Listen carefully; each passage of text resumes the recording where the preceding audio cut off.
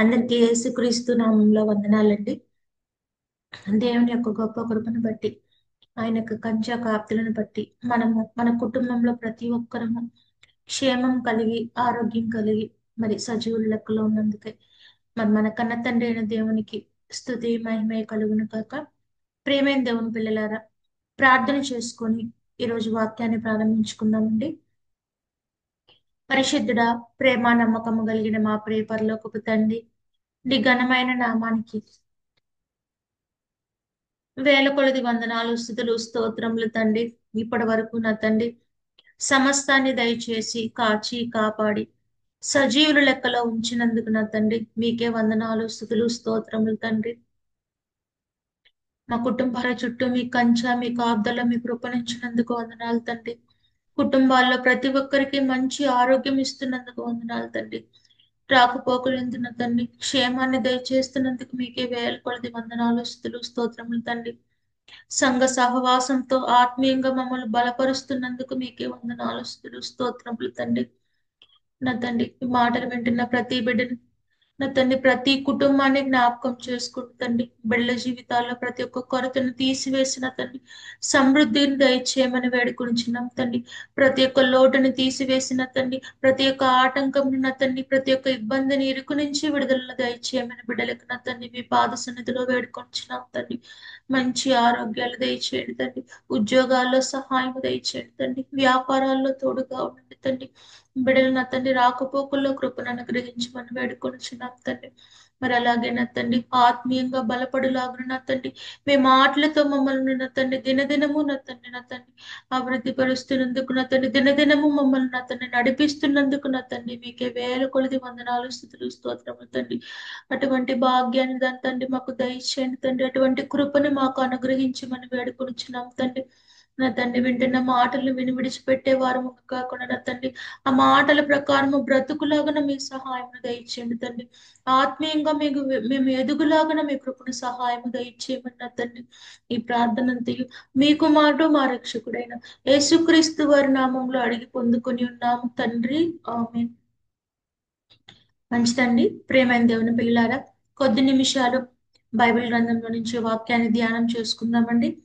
మరి మత్తయి సువార్త 6వ అధ్యాయము 19వ వచనాన్ని ఒకసారి చదువుకుందామండి. మత్తయి సువార్త 6వ అధ్యాయం 19, 20 వచనాలను ఒకసారి చదువుకుందామండి. మత్తయి సువార్త 6వ అధ్యాయం 19, 20 వచనాలు. భూమి మీద మీ కొరకు ధనమును కూర్చుకొనవద్దు, ఇక్కడ చిమ్మెటయు తుప్పును తినివేయును, దొంగలు కన్నము వేసి దొంగిలిదరు. పరలోకమందు మీ కొరకు ధనమును కూర్చుకొనుడి, అచ్చట చిమ్మెటైనను తుప్పైనను దానిని తినివేయదు, దొంగలు కన్నము వేసి దొంగిల్లరు. ప్రేమైన దేవుని పిల్లారా, మరి ఈ రోజు మనము కొద్ది నిమిషాలు ఈ మత్తయి సువార్తలో చదువుకున్న వాక్యమును గురించి కొద్దిగా ధ్యానం చేసుకుందామండి.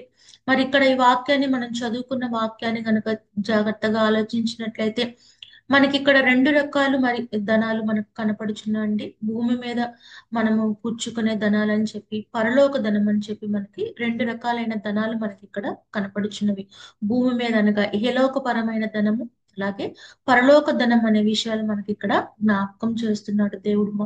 మరి ఆయన మాటల ద్వారా మనతో మాట్లాడుతూ రెండు రకాలైన ధనాల గురించిన విషయాల గురించి మనతో మాట్లాడుతున్నారు.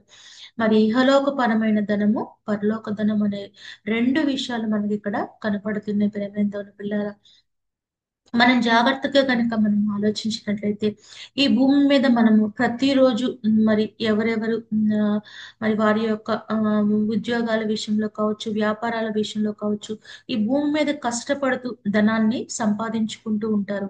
ధనాన్ని మరి వాళ్ళ కుటుంబాలను మరి వాళ్ళ జీవితాలను మరి చక్కగా జరిగించుకోవటానికి కావాల్సిన సంపాదనని వాళ్ళు సంపాదించుకుంటూ ఉంటారు. ప్రేమ పిల్లల, మరి వాళ్ళ జీవితాలకు అవసరమైన ప్రతి అవసరతను, వాళ్ళ బిడ్డలకు అవసరమైన ప్రతి అవసరతను మరి తీర్చడానికి, వాళ్ళ జీవితం చక్కగా జరుగులాగున, చక్కగా సాగులాగున వాళ్ళు ఎంతో కష్టపడి మరి భూమి మీద ధనాన్ని సమకూర్చుకుంటూ ఉంటాము. మనం ఉద్యోగాల ద్వారా కావచ్చు, వ్యాపారాల ద్వారా కావచ్చు, కూలి పనులు చేయటం ద్వారా కావచ్చు, మరి రకరకాల పనులు జరిగించటం ద్వారా ఈ లోకంలో మనం ధనాన్ని సంపాదించుకుంటూ ఉంటాం. మన యొక్క అవసరాలను తీర్చుకోవటం కోసం, మన ఇబ్బందులు, ఇరుకులు లేకుండా మన కుటుంబం సజావుగా మరి ఈ భూమి మీద బ్రతకటం కోసం మనము సంపాదన చేస్తూ ఉంటాం. ప్రేమేంద్ర పిల్లలు సంపాదించుకుంటూ ఉంటాము. మరి ఇక్కడ దాన్నే మనం ఇహలోకపరమైన ధనంగా చెప్పుకోవచ్చు. మరి ఇక్కడ మనం జ్ఞాపకం చేసుకోవాల్సింది ఏంటంటే, ఈ ఇహలోకపరమైన ధనంతో పాటు దేవుడు మరొక ధనాన్ని గురించి కూడా మనకి ఇక్కడ వ్రాయిస్తున్నాడు. అదే పరలోక ధనము. మనం ఎలాగైతే ఈ లోకంలో మరి జీవితము మరి చక్కగా జరగటానికి ఇహలోక ధనాన్ని మనము సమకూర్చుకుంటూ ఉన్నాం ప్రేమేంద్రుని పిల్లరా, దాన్ని సంపాదించుకుంటూ ఉన్నాము. మరి అలాగే మనం జ్ఞాపకం చేసుకుంటే ఇక్కడ జీవితంలో ఇక్కడ మన జీవితం సజావుగా సాగటానికి మనం ఎలాగైతే ఇహలోక ధనాన్ని మనం సంపాదించుకుంటున్నామో, ఇక్కడ జీవితం కన్నా విలువైన జీవితము, గొప్ప జీవితము మరొకటి ఉంది ప్రేమందేవుని పిల్లారా. అదే నిత్య జీవము. ఈ లోకంలో మనము బ్రతిక 60-70 సంవత్సరాల జీవితం కన్నా విలువైనది, గొప్ప జీవితమే నిత్య జీవం ప్రేమందేవుని పిల్లరా. మరి దాని కోసం కూడా మనము ధనం సంపాదించుకోవాల్సిన అవసరము, ధనాన్ని మరి దాచుకోనవలసిన అవసరము ఎంతైనా ఉంది. దాన్నే మరి దేవుడు పరలోక ధనముగా మనకి ఇక్కడ మరి రాయిస్తున్నాడు ప్రేమేంద్రుని పిల్లరా.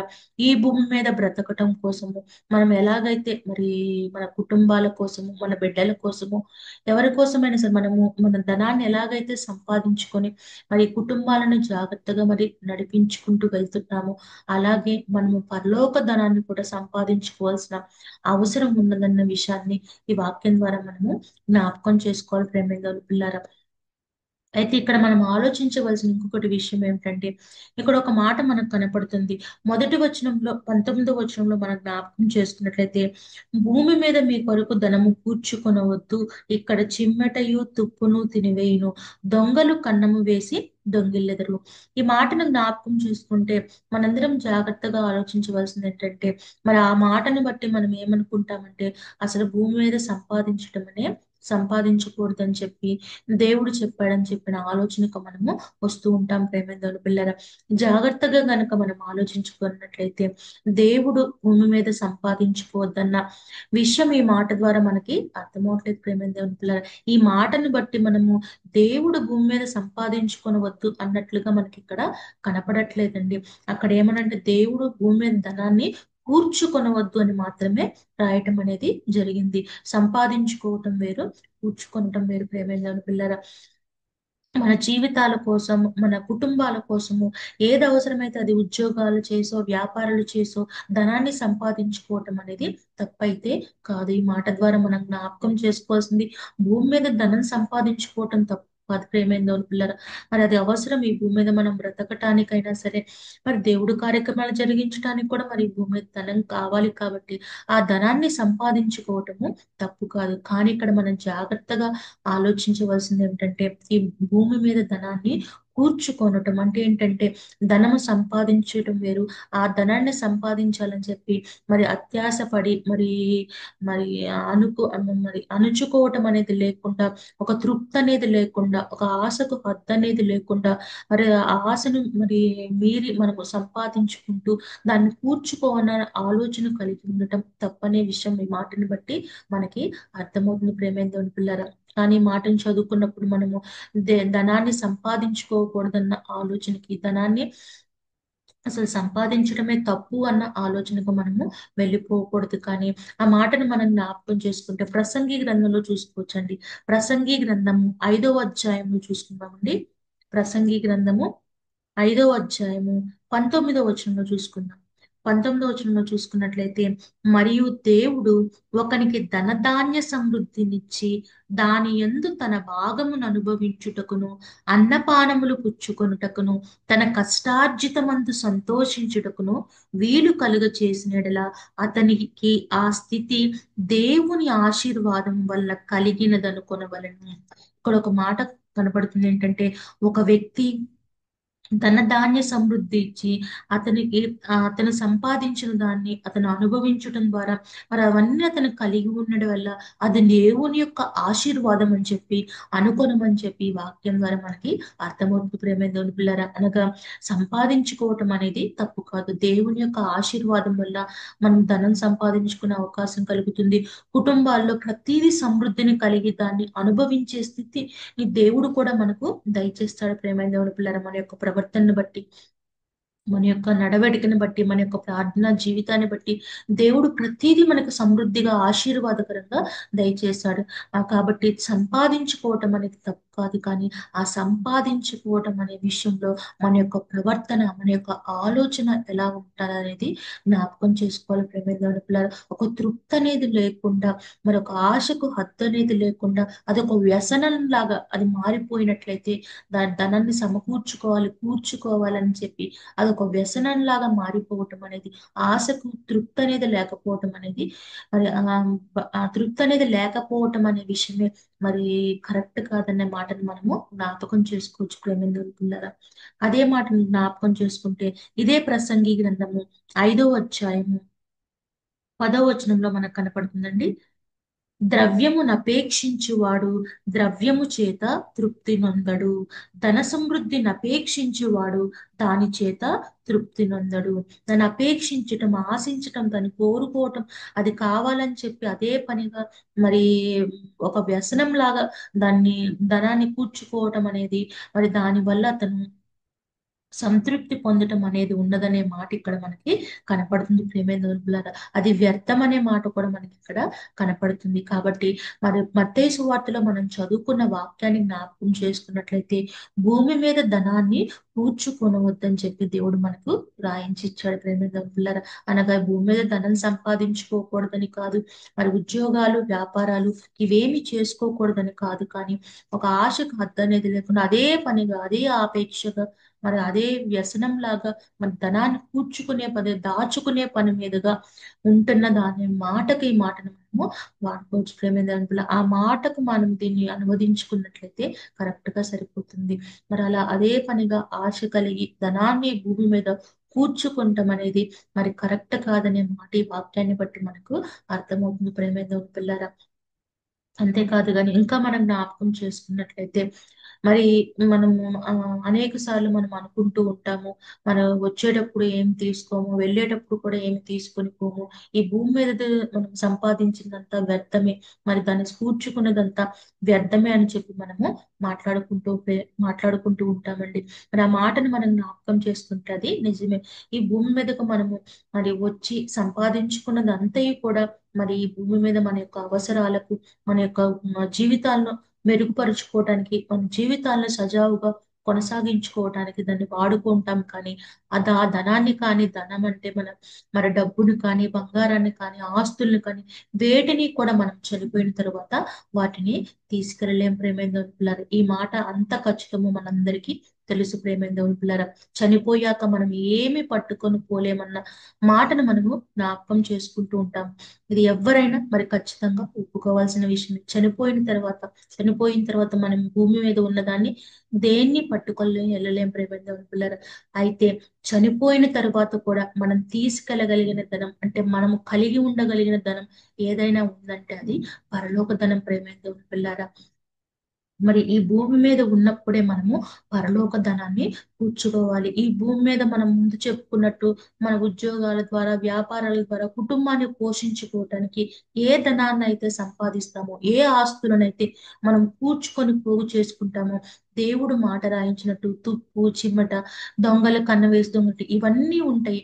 ఒకవేళ లేకపోయినా సరే ఆ ధనాన్ని మనము చనిపోయినాక ఎక్కడ వాటిని పట్టుకొని పోలేం. ప్రేమైందవులు పిల్లరా, అయితే పరలోక ధనం అనేది ఈ భూమి మీద ఉన్నప్పుడే మనం కూర్చుకుంటే అది మనతో పాటు మనము తీసుకువెళ్ళగలిగినట్టే. ప్రేమేందోని పిల్లరా, చనిపోయాక మనతో పాటు వచ్చేది ఏదైనా ఉందంటే అది పరలోక ధనమే. ప్రేమేందోని పిల్లరా, పరలోకంలో మన అకౌంట్ అది క్రెడిట్ అయిపోతుంది. ఆ ధనము మనం చనిపోయాక మన ధనం అనేది మనకు లెక్కలోకి వస్తుంది. ప్రేమేందోని పిల్లరా, అది దానికి తుప్పు, చిమ్మెట, దొంగలు మరి కన్నం వేసి దొంగిలటం ఏమీ ఉండవు. అవి మనం చనిపోయాక కూడా దాన్ని మనము తీసుకెళ్ళ వెళ్ళగలిగిన ధనం అంటే పరలోక ధనమే ప్రేమేందో పిల్లరా.